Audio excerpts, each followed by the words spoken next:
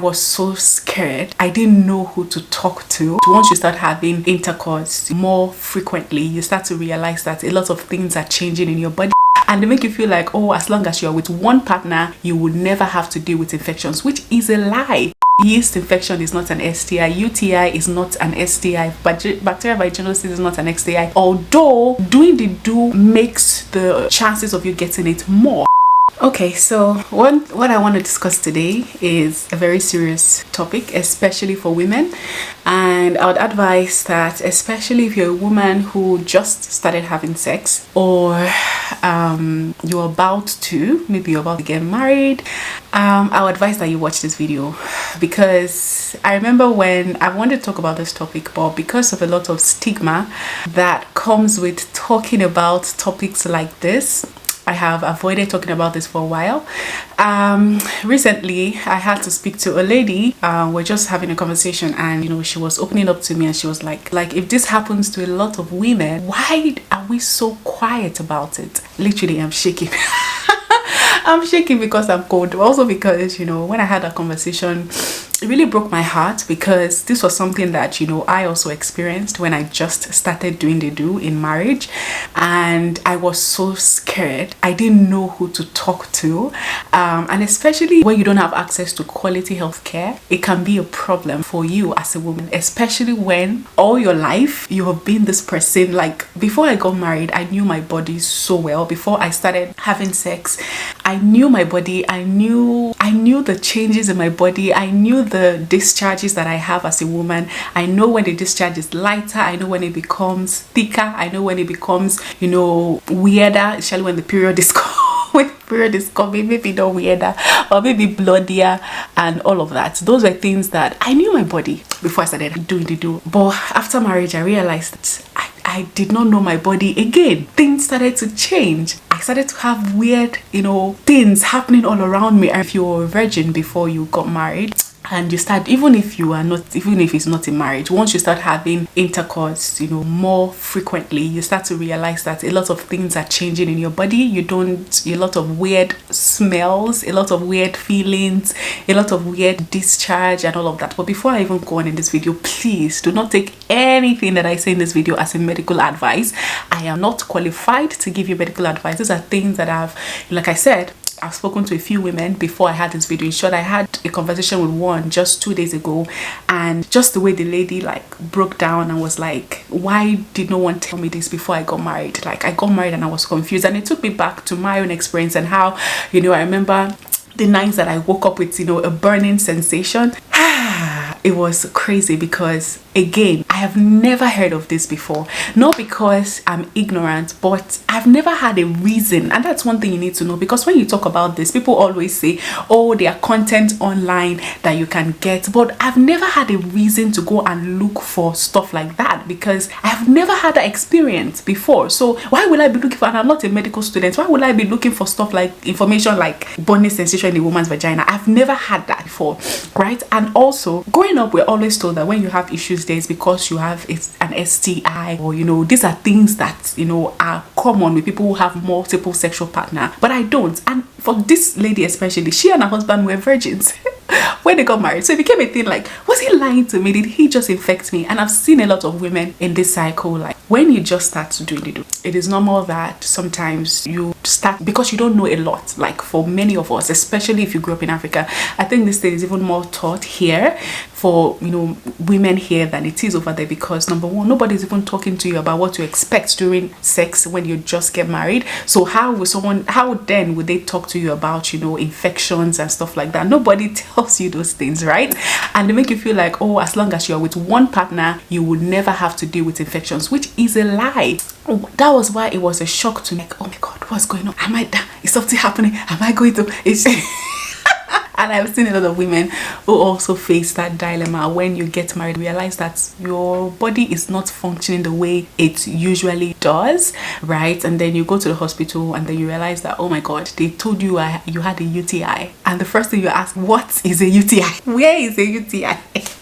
I think before you even go for the test, you're already like searching online, putting symptoms, and Google will give you some scary diagnosis, right? Or they tell you have a yeast infection and you're like, what is a yeast infection? And then when you go and check the statistics, you realize that every woman has had yeast infection at least once, or will have at least once in their lifetime. They will have one. That is statistics. That's not me talking, right? So just because of how common it is, either yeast infection, UTI, or bacterial vaginosis, and you're wondering, what are all of this? Why? How? Where? I am pure. This is my first encounter. I have just one, because when you go to the hospital, one of the questions they'll ask you is, how many sexual partners do you have? And you're like, I have just this one. So why is all of this changing? And you know, this particular lady I was speaking to was like, I've been treating this over and again and it's not going. And my doctor tells me it is normal for a lot of women. A lot of women go through this. It's short, every woman must have gone through this or will go through this at some point of their life. Why is no one talking about this and all of that? So I don't have the answers to those questions, but what I can do is to let you know that if you ever, especially if you just got married or you just started doing the do, and you start to, you know, you realize that maybe at some point you start to have burning sensation or just like itching or irritation, redness and swelling, vaginal pain or soreness, vaginal rash, thickness, white, odor-free discharge. If it's not, you know, if it's another, please go and see your doctor. So if you have any changes right there, it's always good to go and see your gynecologist. Watery vaginal discharge. Now, one thing that, you know, I remember one of the videos I did in December, I was talking about me going to see a gynecologist more than twice, and someone was assuming that, oh, it's because, you know, maybe I'm pregnant, because especially in Africa, and because of the kind of healthcare system we have, we don't realize that you have to be going to your gynecologist at least once every, just to check that everything is balanced down there, especially when you become sexually active. It's not a practice where we come from, so unless something is wrong, you don't go to get checked, right? So I got to know that, you know, before, I mean, after I got married, right, that these are things that I need to do. So I always go for regular checks. So that's why when you hear me saying that, it's not because of anything, it's just normal. You are supposed to do those things. So anyway, so when you have those things happening to you, please, you are not dying. It's not an emergency case. These are things that women go through, and especially when you start doing the do. Now, I'm not saying that those that don't do the do don't have this infection, because sometimes most of these infections are not even caused by, it's not an STI. Yeast infection is not an STI. UTI is not an STI. Bacterial vaginosis is not an STI. Although doing the do makes the chances of you getting it more, and I'll talk about that in a little bit, right? But it is not a sexually transmitted disease, right? So it is not your partner that is giving you. Most times it is just your body reacting. So we always, and I think I've spoke about this, I talked about how to maintain proper hygiene during sex to avoid infections. I'll leave the video linked up here in case you've not seen that video. But what I'm trying to say is that when you start doing the do, first of all, remember that the VJ was closed, you know, mostly sealed before, you know, the action began, because you have the hymen that was a protector and all of that. So it was normal that everything was balanced, right? However, when the intrusion comes in and you start to do the do with your husband, the pathway is opened now. Opening means that it is prone to more infection than it was before, you know, before you started doing the do, because again, it wasn't like it was like sealed shut. Before you started doing it, you might, you know, even have more infection. But when you start doing it, it's doubles your chances of getting it, because now there's a pathway. And not only that, you are not having something that is external entering inside. Not only that, that thing that is external, especially if you guys are married and you know you are not avoiding pregnancy, that thing that is going inside is removing sperm, which is the semen. That is what the man deposits inside of you is alkaline, right? And then the woman's VJ is acidic. Alkaline and acid is an imbalance, okay? And I don't know, because again, you wonder, like, these things are made for each other, so why do they? It's not the fact that they are not made for each other, it's just the way, the vagina's way of protecting itself, okay? If you look at the man's organ is outside, right? So it's not always prone to infection as we, because our own is like on top, right, and it's close to the backside, right? So there are bacteria there, there are cells there that are there to fight anything that is external. And that's why when a man deposits his 100 million semen inside of you, the first reaction of the VJ is to fight it, right? To fight the semen that is coming out. And that's why they say that mostly it's just 1 or 2 that eventually reach the goal. Out of the millions that came in, all of them will be killed. Yes. All of them will either be killed, dissolved, or whatever. I'm not a scientist, sha. It's only one that end up getting to the promised land if you're trying to conceive, right? So what that means is that what that man has is also has a lot, the semen rather also has a lot of, it has its own kind of bacteria, and these are not bad because when you hear bacteria, most people always assume the worst. You have normal bacteria in your body. We all have that in our bodies, right? However, they are good bacteria. They are bacteria that are there to protect us. They are bacteria that fight infections and all of that, right? But there is a normal balance that is supposed to be, right? The normal amount of bacteria that is supposed to be there. When that number increases, it becomes a problem, because then it's the pH, they call it the pH level, becomes imbalanced, and then you start to have infections and all of that. So it is not because your husband has a STI, it's not because of anything, it's just the way our body is made up of that. You know, when sperm becomes too much, especially if you're actively trying to conceive, right, it means that you're depositing a lot inside of you, so your chances of you having an imbalanced pH and attracting infection is high. And that's why they always advise women to, you know, take space and all of that. That I'm not a doctor. I am not asking you if you're TTC to not have sex as often. I am not saying that. I'm just saying what I know based on my knowledge. So please consult your doctor. Don't take whatever I say as a medical advice, okay? Anyway, so even if you are not TTC, as long as you're having the man depositing inside of you, yeah, as often as, you know, now that you, especially you're married, you're having that happening regularly, it means that there will be imbalances. And that's why they always, if you've read, you always know that majority, 60% of whatever the man deposits, the semen, if I do say whatever the man deposits, 60% of the semen goes out. It's only a few that stays back, right? Most of it, when you stand up, it will come out. It's not because you are leaking, it's just natural. Anyways, especially if, you know, it's been a while and the man has a lot to give. Anyway, so what that does is it imbalances, and that attracts, you know, it's a breeding ground for infection. So that happens. It's not because anything is wrong with you. It's not because you're broken. It's not because your husband was cheating on you. Most times it's not. Sometimes it is, okay? So you want to check. Always go to the doctor. Whenever anything is wrong, go to your gynecologist and make sure you find out. If you're feeling weird, go to your gynecologist, okay? Don't say it's going to go because especially if you are not, your husband is not, you know, trustworthy, protect yourself, okay? Because if you're constantly getting infection, it could be him, right? Anyway, so let's move on. But it is not always the case. It is not always the case. You can get those infections without, you know, sex. Again, I'm not a medical expert, but that is it. And that is about even bacterial vaginosis or yeast infection. Yeast infection is also has other causes, like you're taking antibiotics, especially if you're Nigerian. We take antibiotics every time, and we don't know that these things have its own effects, right? They give you malaria, you take antibiotics, you are taking typhoid antibiotics.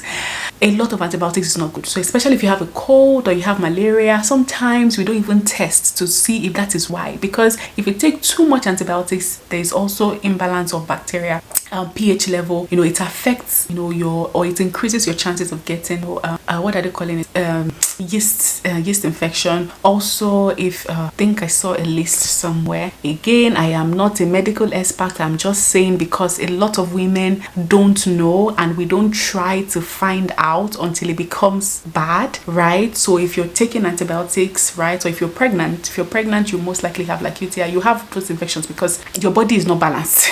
Right? So if you're taking if you have a weak immune system, you're taking antibiotics, you have maybe diabetics, or yeah, all those things. Go and check, consult your doctor, or check online. Those informations are there online. It increases your chances of having infection. And then for UTI also, a lot of people don't know this, but I think me too, for a while I also assumed that UTI was sexually transmitted. It could be aided through sex, but it is not sexually transmitted, in the sense that most of these things, yeast and UTI, they are less likely to be given to you by a man, right? Less likely. It's not impossible, less likely. Mostly they are just us, okay? So for instance, you know, from my research, I realized that most reasons why people have UTI, or women have UTI, you know, is because, you know, sometimes when you don't maintain proper hygiene. I'm not saying you are dirty, you just need to know that that area is very sensitive. Sometimes sex can happen in the spur of the moment. You've worn tight underwears, you've gone out all day, you're sweaty down there, you come back and there's just this spontaneous doing the do that just came up and you guys just did it, right? And afterwards you clean up and everything, but the truth is, you weren't clean down there, it wasn't clean down there. Who knows, maybe you have gone to I know this is gross, but it's gross. Or you've gone to the toilet, you've cleaned up, maybe you didn't clean up all the way through. Okay, it happens, and that's why I always advise women, please, if you can, get flushable wipes. It really helps you instead of relying alone on toilet paper, right? So maybe it didn't really finish very well. He didn't, okay, and then bacteria from the other side was introduced to the front side. Most times it causes UTI, right? So you now have to deal with that. You have to treat that and all of that. Some people, you treat it but it is not finished, so you go back to having sex and then you have more infection, because then you have imbalance and it increases the infection that is already there, and before you know what's happening, everything have unbalance. So that's why I always advise that you maintain proper hygiene. So I'm saying that it's not caused by the sex, it's just that it is aided by it, right? So when you have like sweaty organs, both the man and the woman, and it's already filled with germs and wetness is always a breeding ground for infection, right? That's why I do always advise wear panty liners if you know that it's seasons when you're as women, we have seasons when we are dry, we don't really have discharges, but you have seasons like when you're ovulating or close to your period, or certain times of the month where you have more discharge. Always use panty liner. And I know that a lot of women, I've heard this, right? Not a lot of women, at least I've heard that some women, you assume that because you're using panty liner, you sit down with the wet panty liner there for like for hours. Not good. You should be changing your panty liner as periodically as you would change your pad. The moment you feel wet, go and change the liner. The liner is not supposed to sit there for the entire day, okay? So always have extra liners in your bag. If you don't use liner, you have to change your underwear every time you have a discharge. Don't sit down with discharge, because discharge also has bacteria. Don't sit down on it, go and change, right? So anyways, so when you do that, you start to attract infection. Or you wear tight underwears, right? You wear tight underwears, you wear underwears that are not cotton or have cotton lining on the crotch, right? So it's different. You can wear whatever, but just make sure whatever underwear you're wearing, right? I mostly wear cotton, especially when you're ovulating, when you'll be having more discharges, or when you're on your period, or certain times, or in the nights. Don't even wear anything, open it to the air, okay? Anyways, but even if you want to, there are times you want to dress sexy, you don't want to wear cotton that way up and down, okay? Then buy the lacy whatever that has a cotton lining on the crotch area, right? So that would help, because cotton is breathable, right? Unlike nets that easily attract bacteria, or nylon or polyester materials that are not breathable. The thing is not breathing, or then you now wear cotton, you now wear nylon on top.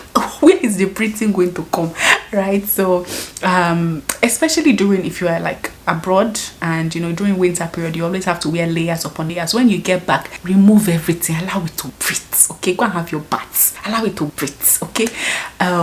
So those are things you need to take note of. Please, when you're cleaning up, always clean from the back, from front to back. Even when you are cleaning the vagina in itself, clean from front to back. Don't clean from back to front. Even if you think that you are not reaching where the anus is, you might be, or you might be reaching the surrounding area that has bacteria in it, and then you clean it and then bring it on. So please always clean from front to back. Avoid douching. I'm going to leave, because I did a video like that talks about this in details, how to avoid infection when you just start doing the do, right? So please watch that video. You cannot watch this and say they didn't tell you. You are now aware, okay, that those things, again, you are not broken. It's not because something is wrong with you. It's not because you have a condition. It's normal. A lot of women go through it. You just have to make sure that you get yourself treated. So I mentioned a lot of things in this video, or check the description box below. It's not linked up here. Check the description below. I talked about how to maintain proper hygiene during your first time of doing the do, or your first time times and subsequently, even if it's not the first time, during the do, right? So yeah, so always also incorporate probiotics in that. If you're not on a diary, people are avoiding milk, yeah, anything that has dairy. If you're not on a dairy avoidance, incorporate. Even if you are and you have an you have an infection, try that. Get probiotic yogurt that has active live organisms. Always incorporate that in your kidney. You can in your food, right, in your meals, right. You can use it with granola, something, you know, they help, okay. And also cranberry juice also helps. Cranberry juice, if you can juice it yourself, fine. If not, get original unfiltered unincorporated cranberry juice. They also help with, you know, flushing out things that should not be there. The probiotics helps in giving you more healthy bacteria, yeah, that would be good. And then I've already talked about changing wet clothes. If you go to swim, don't stay in your wet bathing suit for a long time. Change it, okay. Also avoid hot baths, especially if you are people that like to soak. If you are susceptible, some people are more susceptible to infection than others, right? If you are, please don't avoid hot baths, okay. You should avoid baths generally. Take a shower mostly, especially if you are. Make baths, whatever they call it, the one you soak yourself, yeah, make it something that you do once in a while, especially during the periods when you are dry, when you don't have any discharges. You know, you can have it during those times, but avoid it. And avoid hot showers. You know, sometimes it's unavoidable, especially if you're during winter, whatever. But even if you do have hot bath, make sure that you clean them dry before you wear it, right? Don't just, because I've seen ladies just shower, you clean all your body and you wear pants saying that it will hair out. It doesn't work that way, my sister. Take your towel and make sure you pat it dry, and then you take your dry panties and wear it, okay. Yeah, and then I've talked about wiping from manage any illnesses. Only take antibiotics when you absolutely have to. As a woman, only take penicillin, ampiclox, all those ones that we used to take. You just walk into the pharmacy, you have they just give you. My sister, only take it when you absolutely have to. And please always go to the hospital if you think this is weird, if it's becoming too often. Yeah, because even if it's a UTI, which is a urinary tract infection, if you don't treat it properly, it can affect your kidneys and, you know, cause, you know, bladder retention and a lot of things that you want. Any infection you have, please go to the hospital and get treated. Now, one thing that lady said to us, you know, she has treated it, she has done everything, it's not working. One thing that I've learned from people, this is not a medical advice, this is just things that I have researched that helps if you are dealing with yeast infection. I've never had one, but I've spoken to people who have had, and they told me, I'm not giving you advice because of the itching and the discomfort. You know, sometimes it's always good when you're taking your drugs, please avoid, for any, whether it's vaginosis or whatever, always avoid sex whilst you're taking your medication. You can resume sex after, but always make sure that when you're done taking, go for a test again to be sure that everything is out of your system, because sometimes you need to take 2 rounds of antibiotics. Go and make sure you take another test. When you're clear that everything is clear, then you resume sexual intercourse, because the problem is when it is not finished, maybe the symptoms have reduced, but it has not finished dying. And some of you, which I also at you, we don't finish antibiotics. Finish your antibiotics so that it can finish its work. So yeah, that's what I'm going to say. I don't want this video to go beyond 30 minutes. Let me know what you guys think. If you have any other advice. So I heard that, you know, if you have irritations and itching, sometimes if you put yogurt in your pads, that's probiotic yogurt, which is really Greek yogurt, you know, it can help to ease that. But I think that's what I heard. Don't do it. Go and research. Don't do it until you research and you are sure before you go. And please, I beg you, in the name of Jesus Christ, I did not ask you people to do anything. But I heard that helps with itching. Yeah, and always go to your doctor, always consult your doctor, do tests, make sure they do what they call it, there's a test they do that they use something to swab inside your vagina, the culture test, and then they leave it for a couple of days for them to discover what kind of bacteria have. Do a culture test, do a urine test. Those are the tests that they will ask you to do, just to be able to figure it out. And whatever they say you have, when they prescribe drugs to you, please use them, okay? So anyways, that's where I'm going to end today's video. If you have anything to add, if you have anything to add, please let me know in the comment section below. Until we meet again, I still remain your favorite girl, Victoria. Please remember to like this video if you haven't, leave a comment, subscribe, and I'll talk to you guys in the next one. Until then, have an amazing week. Bye. Bye guys.